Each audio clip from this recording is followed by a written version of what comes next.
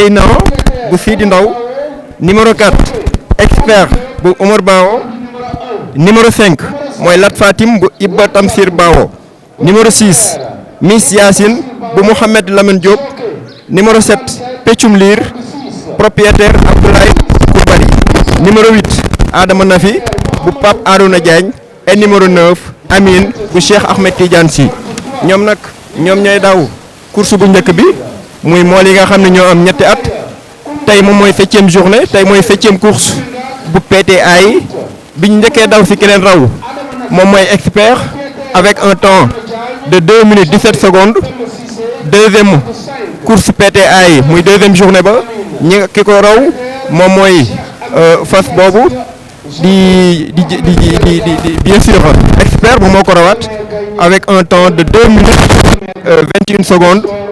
troisième course bu PTA yi ki ko raw moom mooy fas boobu di Lat Fatim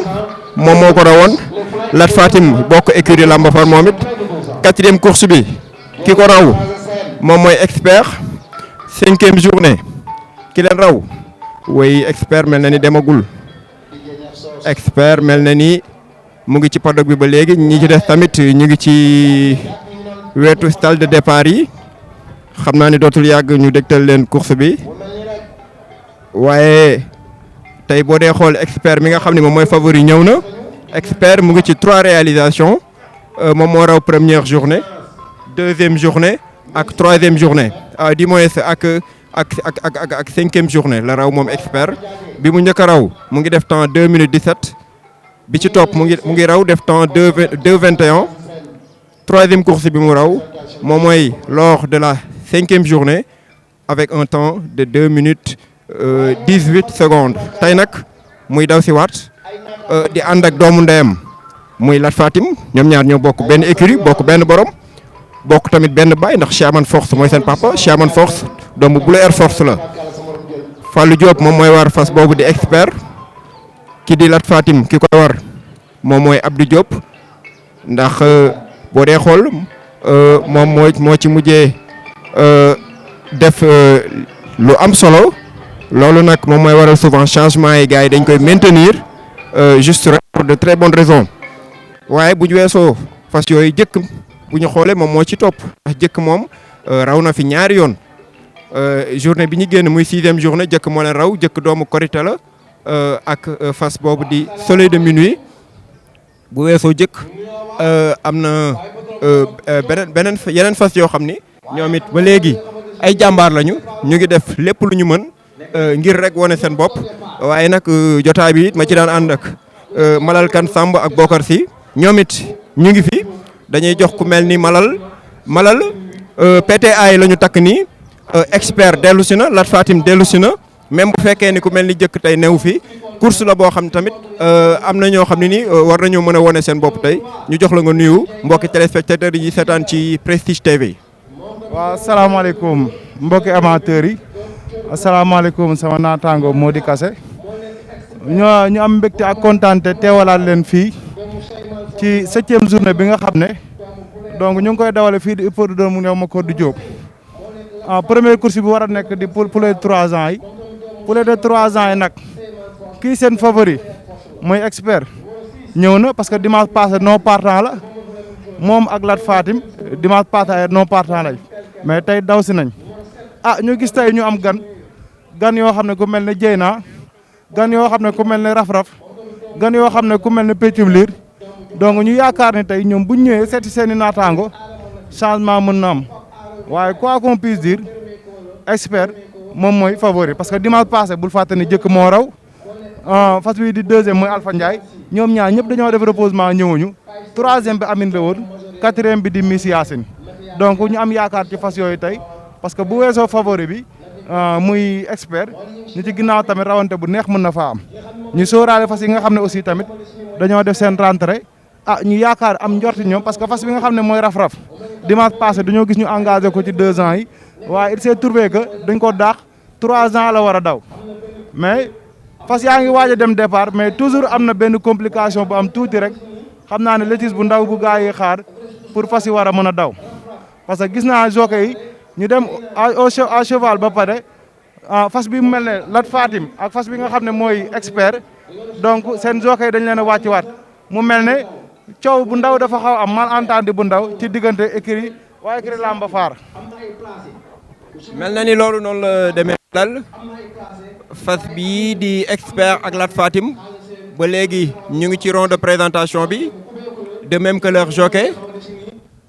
problème bi nag xam naa ni diggante écurie Lamba Faar la ak des membres du CNG ñàkkul ni am na lu ñuy revendiquer ndax maa ngi seen jockey boobu di Fallou Diop ma seen Ngañ Diouf moom mooy chef d'écurie Lamba Faar te fas boobu di Lat Fatim boo ko xoolee mel na ni am na lu muy revendiquer ban problème moo am xam naa ni it loolu dinañ ci indi ay leeral waaye li wóor daal mooy le reste des chevaux ñu ngi ci wetu stade de départ yi. waaw départ bi baax na départ bi baax na Amine génn na Amine jëy na Papa Diadio Amine jëy na mais jëy na tey tubarkaal Papa Diadio dafa teel a ñëw jëy na génn Papa mi ngi moo ko war. waaw nga dëgg jëy na ba Sidi Ndaw la moo génn waaye Amine fug na ko ki nga xam ne mooy Adama def fug na ko waaye gars yi dawal ko parce que 1550 rek moo daw jëy na génn ba Sidi Ndaw ñi nga préparé écurie Maktoum waaye dawal ki nga xam ne mooy Miss Yacine mu ñëw mais ba léegi ki nga xam ne moo nekk ci kanam mooy jëy na gars yi def nañ benn bolok dawal ci kawam waaye jëy na ba léegi dafa bañ ki nga xam ne mooy Miss Yacine ñëw na si moom Miss Yacine ñëw na si moom waaye dafa mel ni jëy na dafa bañ xam nga ni ba léegi jëy na dafa bañ am na lu ñuy tudd ak doon saas ak troisième position ala ma def dugg si moom bi waaye xam nga loolu yi nga xam ne moo leen entraîné mel ni ne gars yi jàppale ko mooy jëy na nga xam ne moo ko jàppale mooy fas boobu nga xamante si nii nag mooy Miss Yacine génn na joxe rek benn loolu waaye gars yëpp daf nañ ko Cheikh. waaw Papa Diadio noonu la demee Miss Yacine génn na jëy na deuxième position troisième position bi nga xam ne moom mooy troisième position Amine moo fa ne waaye jëy na tubarkalla mi ngi deuxième position dawal nañ Miss Yacine dafa mel ne jël nañ seen i biir Papa Diadio jël nañ seen biir waaye Papa ñu ngi dawal na jëy na Papa ñu ngi dawal na jëy na ñëw na ci kaw Miss Yacine Amine moo nekk troisième position dooraloo nañ ñoom ñaar karawaas yi tàkk na waaye ki nga xam ne moo nekk quatrième position Papa Diadio Adama na fi la écurie la solution la jógee waaye Papa Diadio li leer ba leer daal mooy rawante bi nekk na ci diggante Miss Yacine ak nga xam mooy jëy na waaye nag Amine dana sikk Amine jàpp na leen Amine génn na en première position Amine moo fa nekk en deuxième position jëy na en troisième position Miss Yacine en quatrième position Adama na fi moo fa nekk Cheikh ñi ngi nii ñoo xam ne dañuy ñëw bu ñu ñëwee dañuy téye ki nga xam ne si moo nekk ci kanam moom mooy jëy na bu si moom mooy Amine moo nekk ci kanam Amine nag bu Cheikh Tidiane si doon bàyyi seen biir la bàyyi seen biir nekk dans le majoré en deuxième position mooy nekk nga xamante si mooy jëy na xam nañ ne famille bi xam ne bu ñu ñëwee dañuy téye en troisième position Miss Yacine moo ko nekk en quatrième position Adama fi waa Cheikh Amine ñooy ñu ngi ñëw si tey bi Amine ak jëy na ñaari ngelaw ba lañ waaye kenn du ko liggéey faaw ñu xaar yi ñëw ma leen nga partagé troisième Miss Yacine quatrième Adama na fi cinquième Béchou Lire sixième Laourado ex cosaan septième moo nekk raf-raf noonu la moo 3 ans yi daw tey ci patron ma ko dugg naa ma borom nga ñaay seex Maître maa ngi lay nuyu. maa ngi lay fay Bokar. Maître ñu ngi 7e journée. keroog ngeen di Rayane keroog mu doon lu mu doyoo tey ngi indiwaat Rayane nan nga mën a wax tey si bés waaw xam nga li mu def keroog ku ne gis na ni erreur driving lañ ko rawee li ma ci mën a wax rek mooy tey jockey bi ku ne xam na ni du xale professionnel la te kenn du ko yedd ñaari yoon te fas yi itam indi nañ ko si dëgg. waaw loolu daal mooy li nga xam ne mën naa ko tënk ci li nga xam ne moo jëm ci Rayane indi nañ ko mu daw li mu daw jockey bi dawal li nga xam ne xëy na bokkul ak sax liñ ko doon wax mais topp na fas yi mu neex mu teel a ñëw mais moom ci boppam wóol na ma boppam ne ma moom moo teel dem donc kooku kenn dootu ko waxaat dara donc yi am yaakaar ni vraiment tey dana corriger loolu mu def keroog di ñaan yàlla may ñu course jàmm.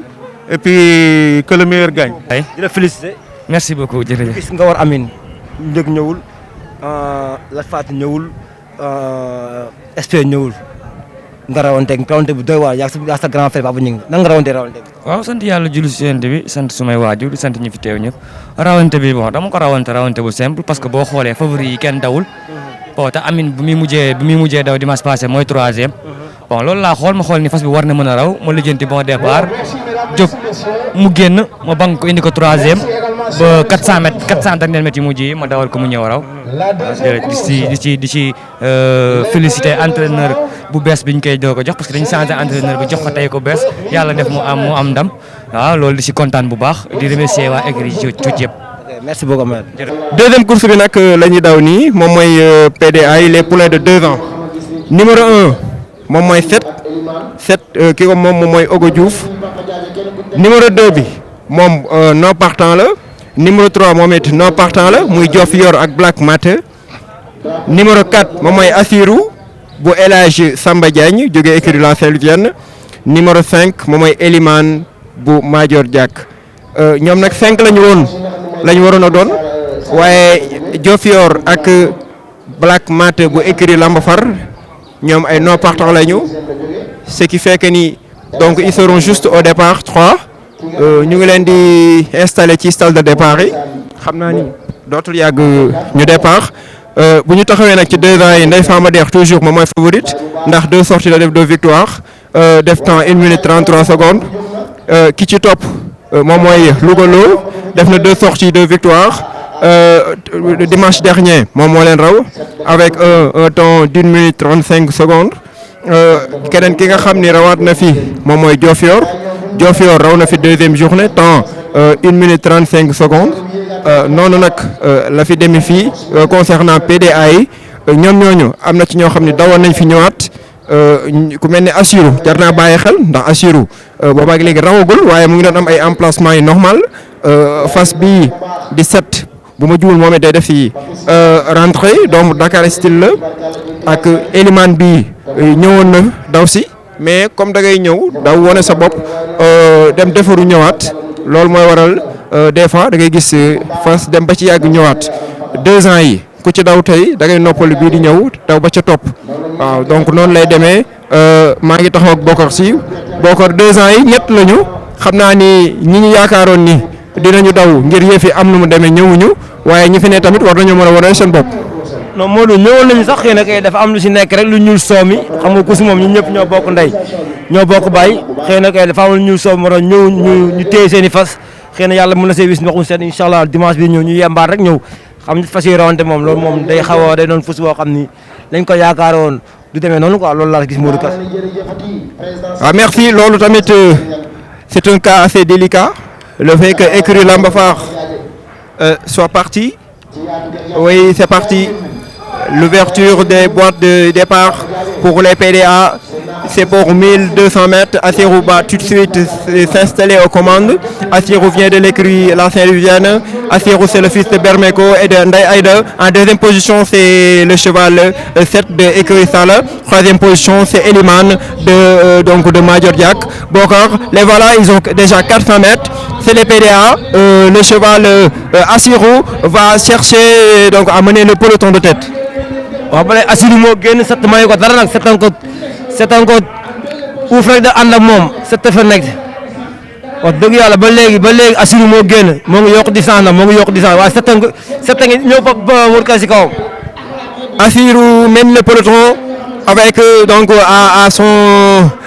à l'extérieur le cheval 7 de l'écurie Sala. Assirou vient de l'écurie La Saint-Louisienne, c'est le fils de Bermeko, Dr Fong, Chris S. Roberto, mais attention, le cheval placé 3e pendant presque 800 mètres va prendre au cheval 7 sa 2e position. Assirou donc mène avec 2 à 3 longueurs au moment où le cheval Elimane a pris la 2e place déjà. Donc ils ont fermé les 1000 mètres, le cheval 7 lâche complètement. Assirou est là, venu de l'écurie La Saint-Louisienne. Assirou, le voilà. Assirou, le fils de Ndaye Aïda et de Bermeko, c'était le numéro 4. Premier Assirou, 2e, c'est le numéro 5, c'est Elimane. Et le 3e s'est arrêté à 1000 mètres. Donc c'est comme ça que ça s'est déroulé la course des PDA. les poulains de 2 ans. Assirou s'est imposé devant ses concurrents cet après-midi ici à l'hippodrome Ndiaw Macodou Diop. On va attendre quand même les résultats provisoires pour plus de précision sur la course des PDA. Bokar Assirou moom moo raw jóge écurie La Saint-Louisienne ñu ciy félicité écurie La Saint-Louisienne gépp xam naa ne dinañu ñëw ci ñoom ñu wax ñu nan la ñu waajalee fas bi ndax li mu daw tey neex na méngoo naag li nga xam moom li mu daan def ndax lii mën nañ ko woowee surprise wala Bokar lu mel ni xaaroon nga ko ci Assirou. waaw Assirou fas boo benn ko mooy papa rek jar naa ko Bokar reyaan papa bokk lugaloo papa wax dëgg yàlla fas bu ñu war a bàyyi xel la bu reyee war naa raw parce que wax dëgg yàlla waaye wax dëgg yàlla ki gis nañu kii set dafa matalul wala mel dafa am lu ne kusu bu neex waaw kusu yaram neex. Merci beaucoup ki raw moom mooy Assirou bu écurie La Saint-Louisienne. On va quand même recueillir les propos. Pa Amba il est le vice-président chargé des affaires juridiques su ma demoon ci oto bi léegi ma indi la texte bi lu texte bi wax maa ngi ak texte bi def naa ci copie yu dul jeex ñëw nañ ba fii nag moom il insiste comme ñi ay njiitam tamit bàyyi nañ ko mu def li ko neex ñu ni ñoom moom suñuy fas maa leen engagé li ma nee laa ci def te xale yi ñebbiloo naa leen nee naa leen tant que Dominique et Amba sama benn fas bu daw kooku am naa ci droit. mais ak rythme yi may gis ci course hippique léegi nii ak ni mu meloon bu njëkk avenir course hippique noo ko gisee en tant que propriétaire. sooxe rek. nii muy continuer moom su fekkee ci nii la continuer moom day gën a sooxe rek. ndax kumbaam ndey kumbaamu ndey moo fi nekk. looloo nekk ci course yi fi mu ne nii su ci continuer day gën a sooxe rek. mbir mi fas yi ñooy daw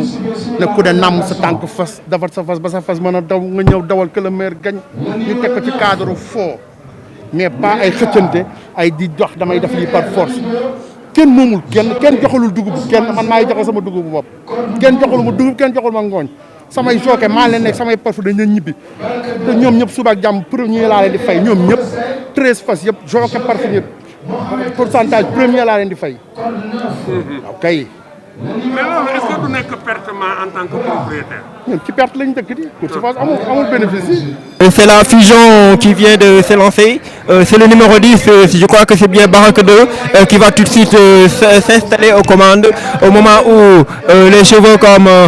je crois bien que c'est Bourakh et Nenenkar, tout comme Ngeureum, qui vont donc constituer le peloton, le deuxième peloton. Barak 2 donc mène le peloton avec 7 à 8 longueurs au moment où le cheval Nenenkar, donc Ngeureum et Bourakh tous campés dans le deuxième peloton. Bokar. ba tey Ngeureum moo génn joxe na longueur fàttali na ma 2015 si lumière bi waaye Nenenkar moo ngi toog Bourakh moo ngi toog Ngeureum moo ngi toog Modou Kassé sama xel dem na si 2015 Modou Kassé si lu mu bàyyi nii li mu ko bàyyi bari na. Il avait fait l'année dernière, il avait mené le peloton de tête de bout en bout. Est-ce qu'il ne va pas refaire la même chose cet après-midi? En tout cas, les autres sont donc tout juste derrière lui, même s'il a donné à peine 7 à 8 longueurs. Le cheval comme Nenenkar, tout comme Bourakh qui avait vaincu la dernière fois donc pour la course du groupe. Il s'était placé troisième, c'est un cheval du groupe 3. Le cheval Ngeureum, la dernière fois, il était placé troisième devant Miroir. Cet après-midi, ils sont tous restés campés dans le deuxième peloton au moment où Barak de ferme donc les premiers 1000 mètres. Bokar si. Modou Kassé ba léegi Barak 2 moo gën ba léegi Barak 2 moo gën maa ngi gis Ngeureum loxo yi booy ngañ loxo yaa ngi fees del moom Nenenkar ak Bourakh waaye ba tey Ngeureum ba tey Barak 2 moo génn ñoo ngi côte bot tournalu Sakhir Thiam bi. Toujours sous l'impulsion de Barak 2, fils de Vanis et oui, bien sûr, il est issu de l'écurie réunie Barak 2. Au moment où Nenenkar, tout comme Ngeureum et Bourakh, donc les pions de l'écurie réunie, la course est exclusivement courue par les chevaux de l'écurie réunie du professeur Sakhir Thiam. Barak 2 toujours en tête avec 8 à 5 longueurs. Nenenkar isolé complètement avec le cheval Bourakh. Donc il allonge leur foulée, vraiment c'est extrêmement belle. Oui, la course elle est assez belle comme ça. Nenenkar, attention Nenenkar Bourakh, ils vont chercher à doubler le cheval Barak 2. Sûrement le cheval Ngeureum mène le peloton déjà. Ngeureum sort du peloton. Nelenkaar moo génn jàpp nañu Baraka 2 mu ngi toog 3e position Nelenkaar moo génn Ngërëm moo fa nekk 3e position Ngërëm moo fa nekk ba tey Buraax génn na Modou Kassé Buraax génn na 2e Nelenkaar. Buraax sort du peloton, il va s'imposer avec un temps. Oui, 2e c'est Nelenkaar, 3e Ngërëm, 4e c'est Baraka 2. Tous les 4 chevaux sont provenus de l'écurie, tout comme Buraax sont du groupe 2. Bokar si daw nañu Bater ñi doon daw ñëpp ay fasu écurie réunis lañu bi ñu dawee Bater Buraax moo leen raw temps bi nag amuñu ko waaye dinañ ci indi ay leeral nga bokk écurie réunis lii tey ndax bettoon na la. non bett ma Buraax moom moo doon favori tey bu si fusion bi waaw xaaruñu woon lii Modou Kassé xaaruñu woon lii lu tax xaaruñu woon lii. bu ñu fa demee ñu ne lii lañ constaté ci diw te foog taxaw neexuñu ñu xool texte yi lan texte yi li mu wax dafa leer nañ Abou Risque dañ ko nommé comme ni ñu nommé ñëpp kenn ëppale wu ko droit ci comité bi il a été choisi par le ministère on lui a confié li nga xam ne moo jëm ci affaire juridique les engagements et éventuellement sur ma demande moi président du CNG maa nag mu dem assister les commissaires au départ li ma lay wax ni ëpp na ñetti at mi ngi fi buñ xëyee tey rek am ñu équipe ñëw indi seen fes bu Abou Risque bu fi jógulee duy dem loolu du xel li gën rafet kay da ngeen di ñëw biir CNG ñu waxtaanee ko bu ñu waxtaanee CNG ba ngeen convaincre ñu oo Abou Risque ñu c'est nous dans nous bu ñu waxtaanee ak Abou Risque du am benn problème ñu ñaan ko sur le fond mu retiré wu il va se retirer waaye nag tey mu jógee fi par force le CNG ne fonctionne pas comme ça nous sommes régis par des textes yi dañuy appliqué moo tax bi li amee on a saisi la tutelle moo tax ñu au ministère. mais moom est-ce que texte yi may na ko mu wàcc ci suuf. kan waaw yoon li ko may mooy man naa ko wax mu dem jàppale commissaire yi man maay président CNG j'ai une voix prépondérante li ma wax kenn mënu ko dindi ministère rek moo ko mën dindi te coordonné naa ci ak ñoom d'accord nañu mais encore je vais faire une note de service à partir de lundi pour nommer ko officiellement à côté des trucs te ñun CNG bi jël nañu léegi même Pape Seck ak Mbaye Diène renforcer leen ci comité ci départ bi pour rek jàmm am bu fekkee loolu yëpp doy leen nag ba ñu téye seen i fas man mënu ma ci dara ko moom sa fas ne du ma ko dawal. est-ce que ñoom bind nañ lettre pour wax ni CNG avertir leen ci lii. bind nañu ay lettre mais bu ñëwee réunion CNG posé question bi ñu tontu leen lettre bi ñu ngi ko jot kañ bi ñu def réunion mais bi ñu ko jotee diggante boobu léegi naka lañ fi mun réunion encore pour jël. bi ngeen jotee lettre bi tontuwu leen. naka la ñuy tontu te statué wuñu si lettre bi il faut ñu envoyer ko chez le commissaire ba commissaire répondre ñu door a statuer sur le cas voilà ce que je voulais vous dire pour vous dire encore que ça ne change rien dans les courses on continue les compétitions bon du lu ñu gënal ñun parce que ñun dañu fi teg pour ñu boole ñëpp ñu def bokk nay bokk bàyyi waaye ñi bu ñu ooyee nit ñi nag ne leen kaay leen ñu dawal parce que li ñu jox ñu koy gérer c'est pour les propriétaires en majorité ñoom ñu ne duñ ko jël bëgguñu man mënu ma ci dara ñi nga xam ne bëgg nañ dawal nañu incha allah danañ leen fay seen i prix ñi nga xam ne bëgguñ dawal am nañ ci droit waaye nag attention am na lu texte yi wax pour ñu ñëw ba indi seen fas ne duñ dawal il y a des sanctions yoo xam ne texte yi prévoir na ko bu ñemee réunion danañ ko seet parce que indi sa fas boo ko xasee engagé moomu loo ko boo ko xasee engagé ba dagg reçu ba pare moomu tuloo fas wi le cheval est à la disposition du commissaire général mais bu fekkee ne commissaire général dafa jël ay même bu juumee sax yow ce n'est plus ton problème yow toppatool sa fas dawal ni koy convenir waaye ñëw ba ci hippodrome bi kasaat ñu ne demal au départ nga ne demuma parce que diw bu demul du ma bu fi nekkee man du ma dawal loolu du xel du sax teggin ki fi nekk boo ko fi bëggee jëlee dafa am foo leen koy jaar parce que ñu ñëpp dañuy yilif ki ñuy yilif nag bu ñu owee nañ def leen lii la ñu waxee la ñuy def te ñu bëgguñu benn problème jàmm rek a tax ñu jóg loolu daal laa amoon lu ma ciy wax. Modou Kassé ñooy dem ci pour course paysan yi 5 partants lañu. Qu'il devait être 12 au départ, mais les chevaux de l'écurie Lambefort, tout comme ceux de l'écurie Bardat, n'ont pas pris part à ce rendez-vous, notamment à la fusion du groupe 2 et du groupe 3. La prochaine course sera courue par les étalons, les pur sang. ñooñu nag ñoom ñooy daawoo 4e course bi ñi nga gis am na ci ñoo xam ne jotoon nañoo daw extérieur soit en France wala beneen pays ci yeneen yi nga xam ne ñu ngi fay amal yeneen jogante yu mel ni yi ñu fi amal tey ci wàllu fas yi ku mel ni professeur Sall dinañ ko ci déglu léegi mu développé ñu ci pur sang yi wax ñu ci loo xam ni du ñu bett ndax ñoom ñi nga gis ku ci ne jàmbaar la numéro 1 mooy Pégase Pégase bu Omar Bao Junior Pégase nag du daw gisuñu ko ci paddock bi. numéro 2 mooy Tawxiit bu Lat Diop. numéro 3 mooy Kasal bu Abdou Sall. numéro 4 mooy Thie Monson bu Thie Diop. et numéro 5 Seeking the Gold bu maître Moussa Mbacké. maître Moussa Mbacké nag moom boo nee pur sang anglais tey wala nga ne pur sang en général di nga ko ci tudd ndax indi na fi plus d'un étalon tey boo nee on parle des Collins nga ne L'Homme en Lost nga ne Impef Russian OK Pépin le Bref sont tous des étalons yoo xam ne ils ont été importés par maître Moussa Mbacké di moom sax yàgg na donc bokk ci joŋante yi ndax fas boobu di Teranga Sénégal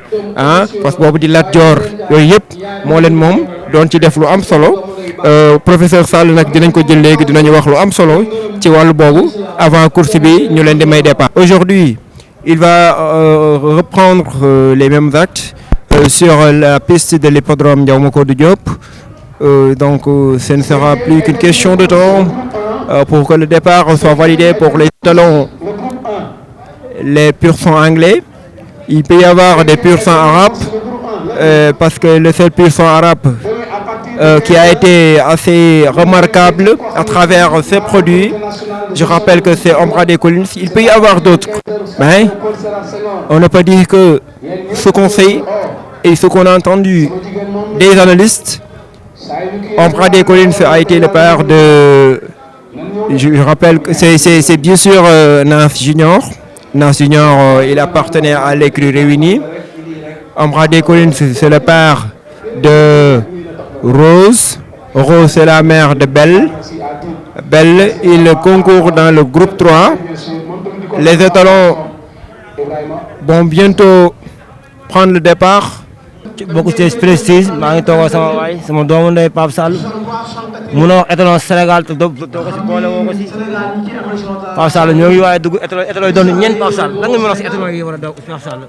yi daw ñeent étalon lañu. Présence non partant la Tawxiit moo ci nekk ak Kasal. ak Jemon Sun ak ki nga xam ne mooy Seeking the Gold. waaw numéro 3 bi nag mooy Kasal moom moo ci gën a gàtt mais yaakaar naa ne kenn doo ko xocce daw. numéro 2 bi aussi di ngeen mu di akal teke la. waaw bu mujj bi aussi akal tege la waaw muy ñeenti fas di daw 1200 mètres ci diggante Kasal Tawxiit ak Jemon Sun ak Seeking the Gold waaw ñoom ñooy rawante. Europe lañ jógee am na ci koo xam ne am na ci koo xam ne doomu Bayu Nanga la am na ci koo xam ne doomu Monsun la ku ci nekk sa baay am na ay doom yu raw France ñu jëlee leen foofu indi leen pour suñu élevage léegi nag leen essayé waat di xool nii lan lañ ci am ak yooyu. noo gisee ko si Pape ku si favori. man de numéro 3 bi laa jàpp. moom ñu wax Kasal. gàtt na waaye mën na daw. waaye bu mujj bi sa mën suun aussi yaakaar naa mën na daw buñ téyee daal comme dañuy doog a daw nañ xam. d'accord Pape ñu xaar ko parce que fas yi ba léegi ñoo ngi benn fas moo de dugub waaw ñu xaar nan daw si piste saa yi Pape Sall nan daw maa ngi fële sama nijaay président CNC bu Louga Pape Sall fas yi génn nañ nag. jóg nañu waaw. jóg nañu Pape Sall fas yi jóg nañu de. waaw fas yi jóg nañu. waaw fas moo génn ni. waaw fas yi génn moom mooy numéro 4 bi. moom mooy Jemon Sun. waaw Tawxiit moo génn. waaw mais bi ma la waxoon numéro 3 bi. Kasal moo wane boppam ni néew naa la moo ci dàq daw. waaw moom mooy génn noonu. loxo yaa ngi fees dell Pape. waaw loxo yaa ngi fees dell waaw Kasal moo génn Saliou ko war. waaw daa mel ni gis naa moom la si biir. Tawxiit moo ci topp après Jemon Sun moo leen jiital waaw Kasal génn na Kasal mi nag kër sëñ Moussa Mbacké la jógee dem Mbaaw xool naa ko seet kenn du ko raw. Pape ba léegi ñoo ngi fi ba léegi Pape ñoo ngi fi. Kasal ba léegi moo génn. Kasal génn na. daa mel ni day bañ la gars yi ñëpp mu ngi bañ. waaw Kasal génn na léegi nag Tawxiit moo ko tiim ak ki nga xamante ne mooy Jemon Sun waaye nag Seeking the Gold moo fermé marche bi. moo ñëw si ginnaaw de daa mel gars yi ñu ngi ko joxee longoor de. waaw Kasal yokkaat na li muy def ba li ma jàpp daal mooy Kasal mi daal mooy raw fas. Kasal mooy raw ba léegi foofu nga wax yow loo wax mu tax ko téere ci étalon yi. mooy raw fas waaw sa mën sut ñëw ci moom waaw Saliou Camara Camara ma ngi bañ ba léegi waaw waaw mais mën sut ñëw na ci kawam waaw génn na ko expérience la koy rawee bu ko rawee ndax Kesal xale la waaw doo jëlaat kay ñu ngi ñëw nag ñu ngi ñëw ci arrivé bi ñu ngi ñëw ci arrivé bi waaw fi mu ne fii nag doole mooy feeñ fii doole lay feeñ Kesal daa xaw a nekk xale par rapport waaw mi ngi nii waaw Tawxiid moom moo ñëw waaw Zaman Sun la papaay daaf daaf la ak Dizine Faye Bass moo jël ñaar Pape Sane saa yu tulli dañ ko nëbb saa yu tulli Pape fas bi ne si ginnaaw ban la Zaman Sun moo nekk nii Zaman Sun mooy deuxième ah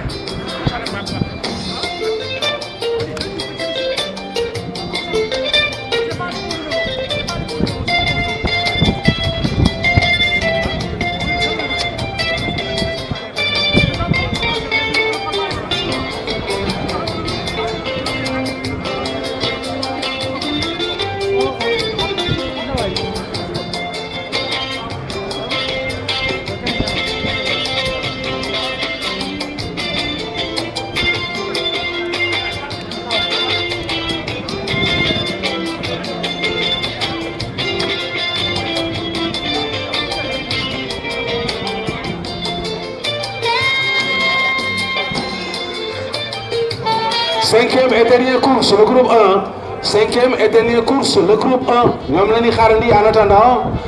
la cinquième et dernière course, le groupe 1 de cet après-midi. Fanweeri fan ak benn ci weeru janvier atum 2021 ñoom rek la ñuy xaarandi di wax nag encore une fois ñi nga xam ne bii moom mooy les membres du comité national de gestion des courses hippiques ñoom ñëpp ñu ngi leen di oo réunion suba ci altine bu ñetti waxtu jotee stade Léopold Sédar Senghor. xam ngeen ne nag li nga xam ne bii moom mooy couvre-feu bi ci diggante Ndakaaru ak Thiès moo tax ñu daal di koy avancé def ko ñetti waxtu au lieu de juróomi waxtu donc loolu yëpp tamit nañ si bàyyi xel bu baax a baax. C'est demain à partir de 15h au stade Léopold Sédar Senghor pour une réunion hebdomadaire du comité national de gestion des courses hippiques. Tous ses membres sont priés d'assister à cette réunion.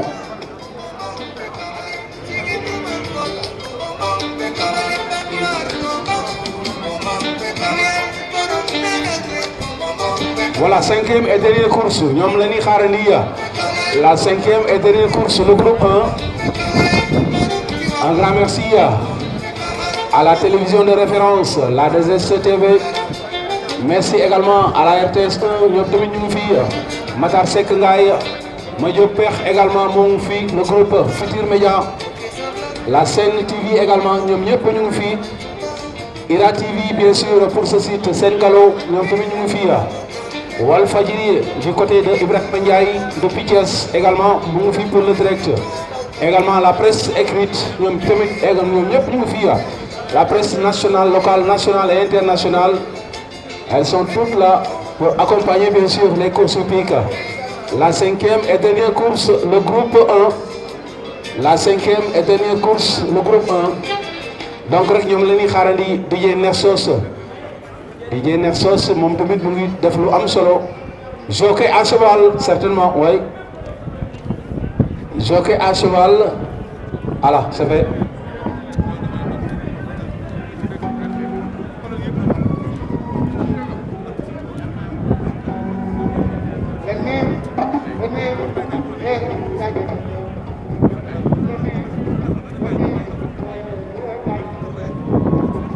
Ils sont au nombre de 8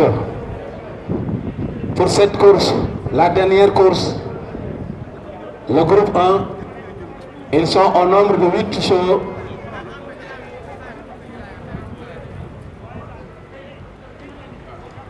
di kontaan bu baax a baax ci El Hadji Omar Diawara fu mu mënti nekk rek ñu ngi bàyyi xel bu baax a baax tamit ci moom di nuyu tamit sama xarit mon frère mon ami également Dame Bao c'est une de mes frères moom tamit maa ngi koy bàyyi xel bu baax a baax. Aca la 5e et dernière course le groupe 1.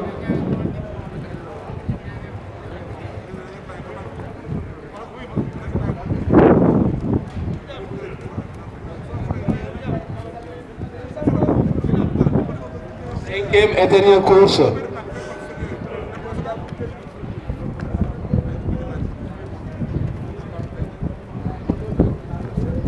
Cinquième et dernière course. Cinquième et dernière course de cet après-midi. Le groupe 1 sur une distance de 2200 mètres environ. 8 au départ. Numéro 1. Damel Teigne, propriétaire El Hadji Malick Fall, jockey Ablaye Kassé, corde 9.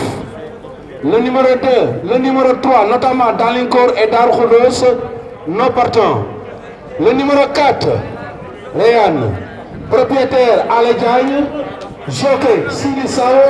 corde 1. Le numéro 5, Dardas, propriétaire Abdou Khadir Mbaye, jockey Bungan Demba Dieng, corde 3. Le numéro 6, Alfat, propriétaire Antegnan, jockey Ndioumenga, corde 8. Le numéro 7, Major, propriétaire Mansour Silla, jockey Ousmane Sow, corde 6. Le numéro 8, Feibou, propriétaire Idriss Niang, jockey Mohamed Kadiaga, corde 4. Le numéro 9, Darissam, propriétaire Matar Dian, jockey Mohamedou Bamba Ndiaye. ñoom nag juróom-ñetti fas lañu di 8 partants que le maire gagne waaye rawante bi tubaarkàlla njàngat bi ma ci def mooy rawante jockey lay doon de tactique de jeu ndax fas yi tubaarkàlla préparé na leen ci préparation bu jaar yoon kenn ku ci nekk da ngaa yaakaar sa fas ba engagé ko indi ko